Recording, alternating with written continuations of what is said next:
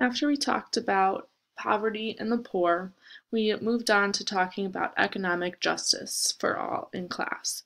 This topic is another one that directly relates to the homeless center and can be seen during my time I spent there.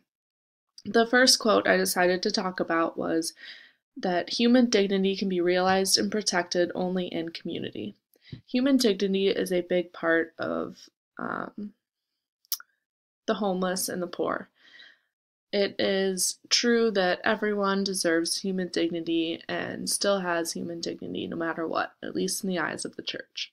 This is something that needs to stay consistent when dealing with the poor and those in poverty because they deserve everything that everyone else has, especially being respected like everyone else, no matter what your economic situation is.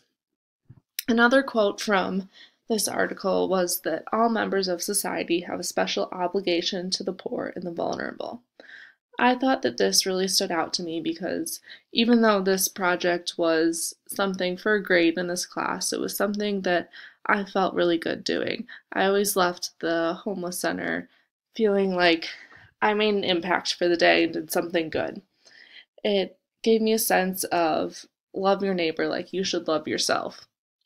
That's a phrase that I always heard a lot growing up and never really put two and two together until I started working at the homeless center, volunteering there, I should say. And these really are your neighbors. This is something that impacts South Bend directly, and you don't realize how close it is to you and your community until you start volunteering there and spending time and getting to know some of these people.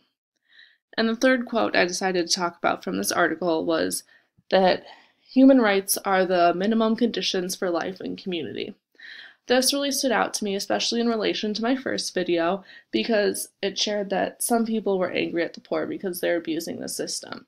Well, my response to that would be, doesn't everyone have the right to get food and have a roof over their head? So my time at the homeless center really put these rights into perspective because everyone there got a meal for the day, and all the kids in the room got their meals and snacks for the day.